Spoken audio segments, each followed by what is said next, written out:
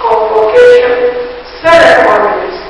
Today, 2nd December 2024. It is with immense joy and gratitude that I welcome you all to this press conference as we prepare for the momentous occasion of the combined 3rd and 4th Convocation Ceremonies of our prestigious institution. We are honored to announce that this convocation will feature a distinguished special guest of honor, Mr. John Alamo, who is an experienced statistician, Group Managing Director, Capital Stage Holdings, and our Chancellor, Very Reverend Father Modestus Obi.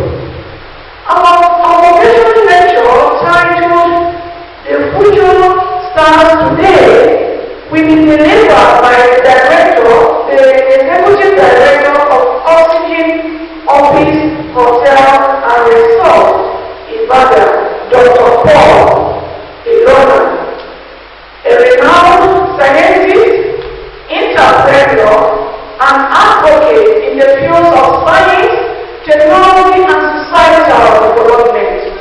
Their presence underscores our university commitment to fostering excellence and leadership in our graduates. Additionally, we will host other eminent personalities, including members of the academic and business communities, government officials, and international partners, all of whom contribute significantly to the mission and vision of our university. On the forthcoming combined 3rd and 4th Convocation Ceremonies on December 7th, 2024, we are releasing 134 young people into the world of work with confidence that they will continue to grow and flourish, making a lasting impact on our community and the world. Educating the mind without educating the heart is no education. At Dominican University, education is about the whole person, mind, body, and spirit. We provide an environment where students grow academically, socially, emotionally, and morally. We prepare them not only to succeed in their careers, but also to live fulfilling lives that make a difference in the world. In the last academic session 2022-23, we graduated 60 students from various departments. Department of Philosophy, 25 students, Mass Communication, 14, Economics, 3, Accounting, 2, and Computer Science, 16.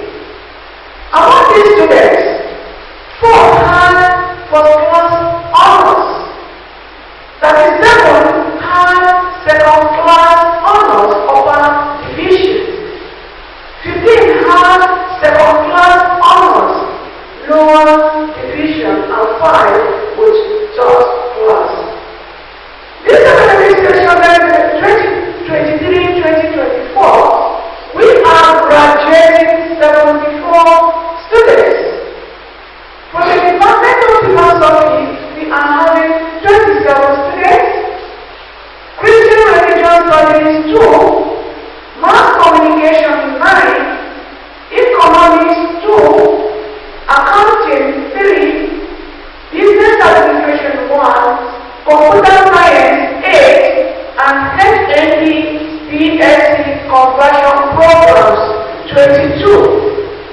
From this academic section, we have 9 students with first class honors, 39 with second class honors upper division, 22 have second class lower division, and 4 with third class.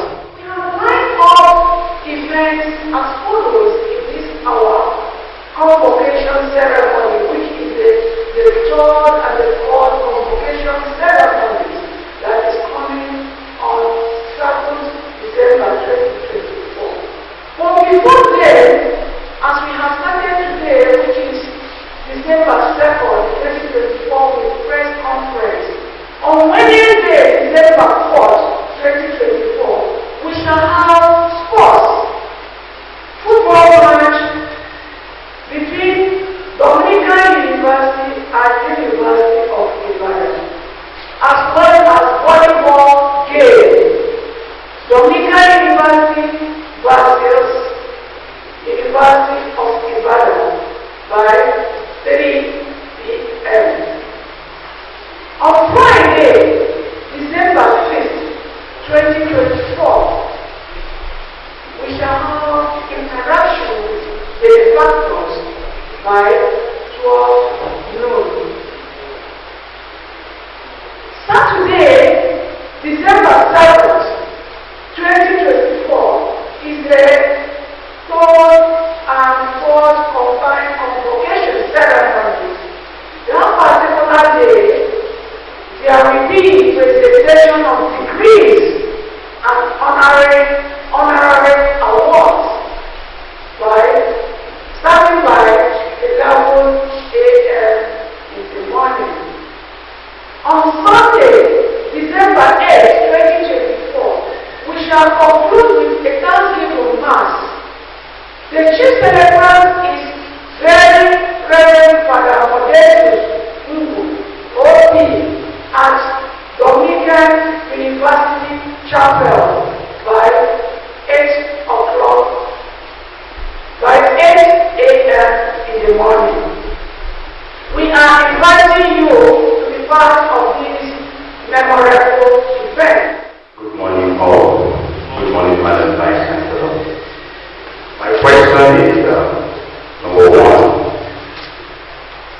if you look at today, Nigerian universities have been churning out graduates.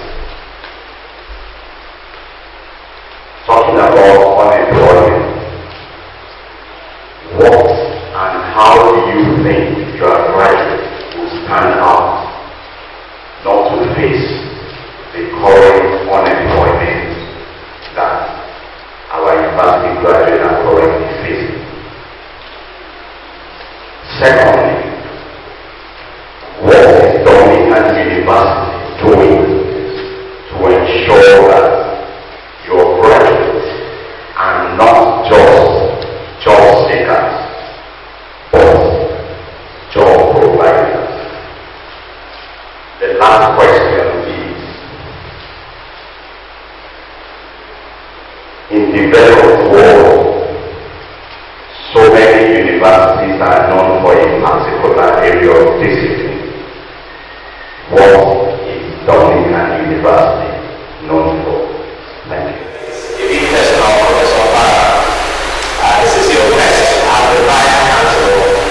Has your experience been like in this on the seat? What is it like? What are those things you thought you meet that have a kind of shift your thinking on that seat as the Vice Chancellor? Secondly, funding has always been an issue, and part of the things I know that has been an ongoing debate is the demand by private universities to be included in the funds provided by the tertiary institutions trust fund, that's PEPFund. And the Dominican University, stands on the two pedestals of both being both a private university and a religious-based university. What do you think? What's your own take on this ongoing debate? Do you think the PEPFund should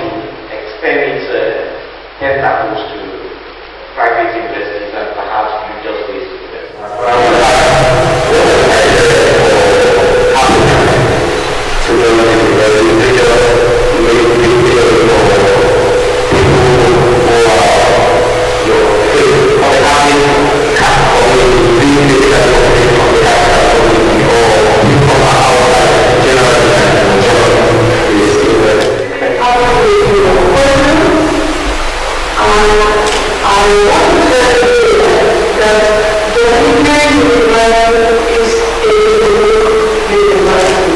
Let me start asking people for the four persons who talk about the way universities are bringing out graduates, the possibility of our graduates being employed. If you are listening to me, I know mention of that based on our review, whereby I follow that we are confident because we our students are trained unlike the other universities, both as a whole of many of our students in a holistic approach, whereby they are trained academically, socially, emotionally, and morally. It makes us unique, and when you look at these qualities, makes us astounding. I would like to start with what's happening in our government today, but when it comes to the point when we and you, or whoever is looking for a person that the world is in or out, you will not know the best. And what we are giving you as our students is really what I is. I can remember a student that we have two second one degree. Second one degree, but she had one in her head.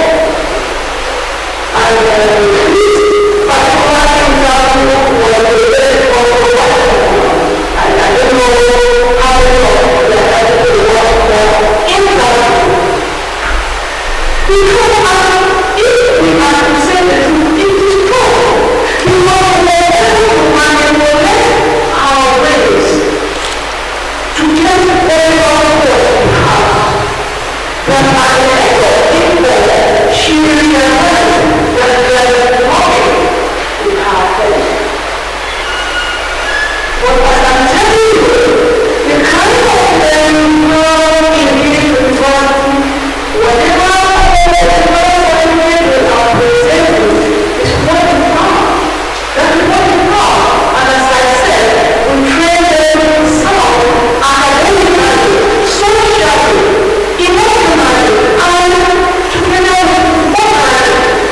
Not and these are finding things whenever lawyers are looking out for. So you cannot employ somebody who has a certificate that they cannot defend. No. At the end of it all, the person will mess up with this. And apart from that, the law, in our law, and these men are being given this some education in a holistic manner, as I said, that we do what we call holistic approach. You know that this person will definitely survive even when he or she undergoes into personal or what we call self-reliance, whereby the person decides to go on his or her own business or our choice. Let me tell you that most times it is not always important. Some people don't even know how to save money, and at the end of it all, the business will not grow. But when I don't know about our business, the women are being trained in a holistic approach. Their business will definitely survive because these people they are sure the kind way to follow in life. And we can also use them to I can't do the one, but they are the one in my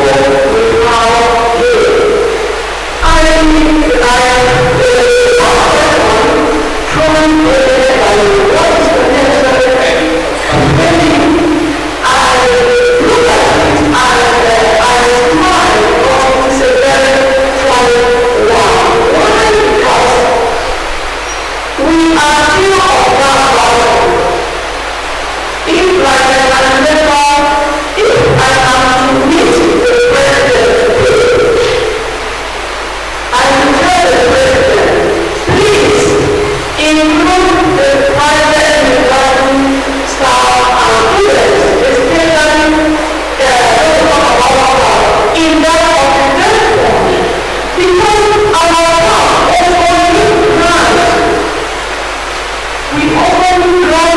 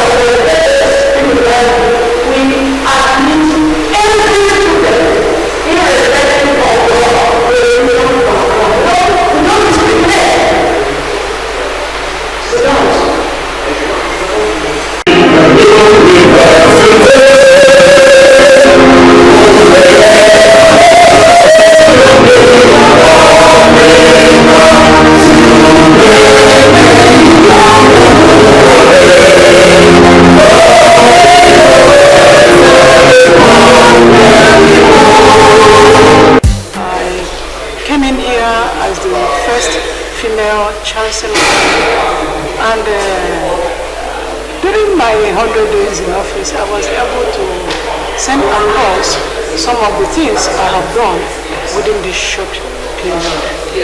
Let me start talking about publicity. I have tried to publicize my university, creating awareness for people to know about our university. You know, Dominican University as it is, based on history, started from Dominican Institute, in which up to date, some people still believe that it is still said Dominican Institute. So my coming on board, having noticed that that is a challenge we are having in this university, I have continued to create that awareness that there is a university called Dominican University, that the Dominican Institute, you know, have metamorphosized into Dominican University. We are now Dominican University and no longer Dominican Institute. So I'm thinking, based on what we have in our admission this year, that awareness is helping in letting people know that there is a difference now between the Dominican Institute and the Dominican University, and also enabling students to come into our university as Dominican University and not Dominican Institute. That is one. Another one is on staff development. You know, this time around there is no, institutions are battling with finance, funding. I have been able to create a way of cost-effective means of enabling my staff to go for conferences and to publish journals. For example, I was able to work in association with African Association for Teaching and Learning that are organizing a conference come February 2025. In this conference, because we may not be able to host that conference, I'm in collaboration with them, thereby benefiting our staff to go for such a conference based on full sponsorship or partial sponsorship. And in this and many other, I've also encouraged our staff to also enroll in different online platforms, whereby it helps them to develop more skill in teaching and other educational activities in which they perform in the university. I can remember we just gotten a certificate from Visual Institute of Higher Education Learning, we call VICH-Bay, which is organized by this body together with NAM University.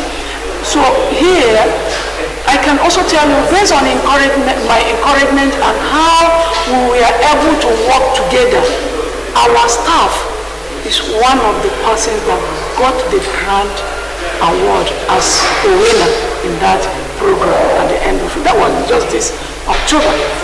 So these are the things I have been doing, and apart from that, I have also helped in issue concerning students, making sure that my students get the benefit of being here.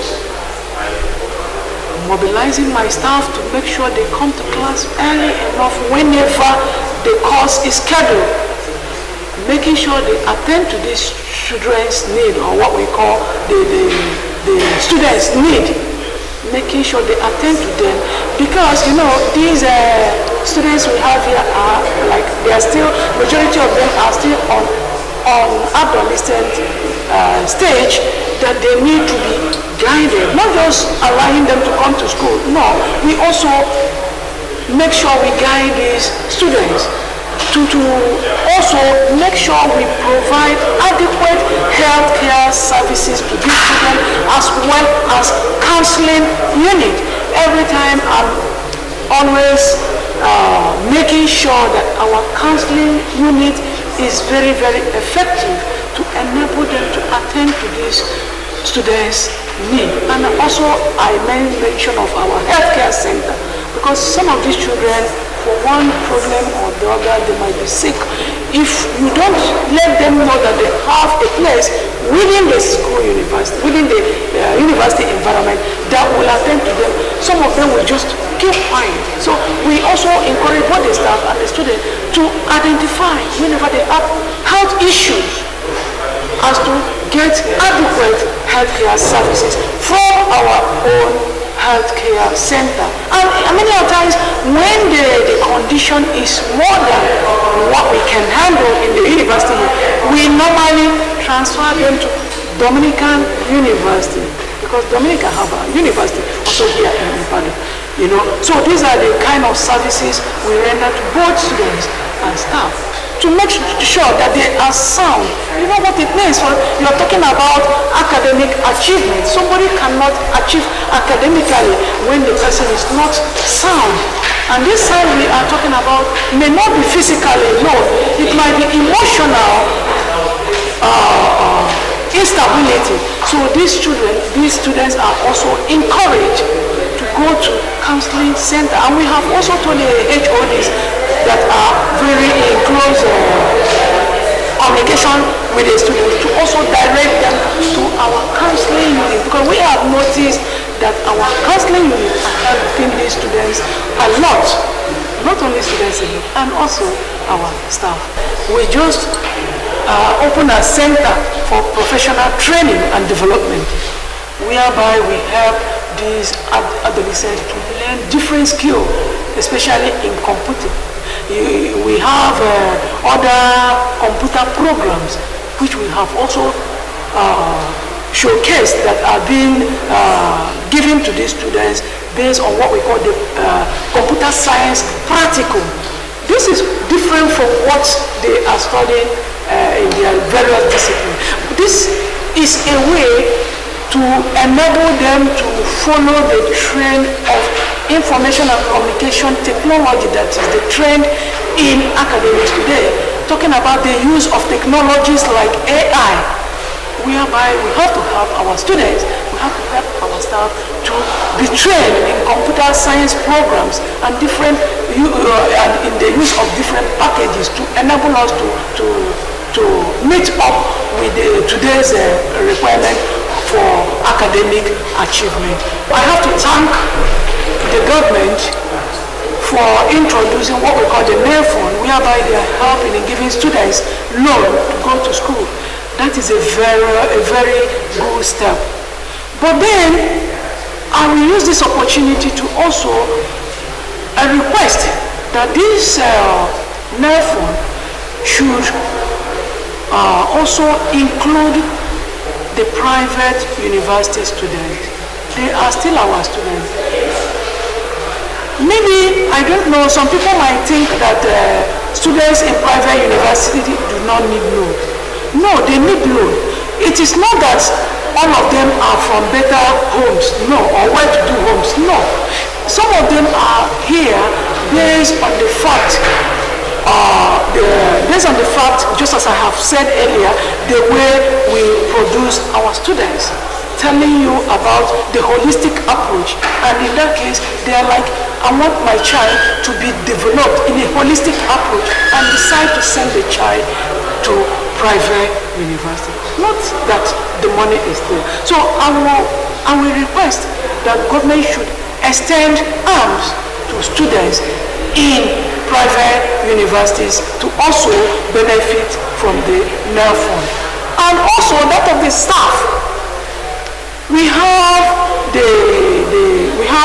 grants for lecturers in higher institutions to go for conferences, publish their papers in journals and things like that. But these grants are not extended to staff in the private university. Let me tell you that these staff in private universities, they are not here because maybe they are better off or they are paid more. No. They are here because this is where they were able to secure their own employment. And these same staff are also part of the citizens of Nigeria. In that case, I am appealing that the government should extend these grants to our staff to enable them to attend conferences, to update themselves, and also disseminate information through journal publication, because I know that this particular issue is hindering many of our staff, because you know the money is not there. The money is not there. Some of them cannot carry out the research they would have done well, and even to disseminate whatever that comes out of the research. They are not doing that based on the fact that they need funding. So I am appealing that such funds should also be given to staff in the private university.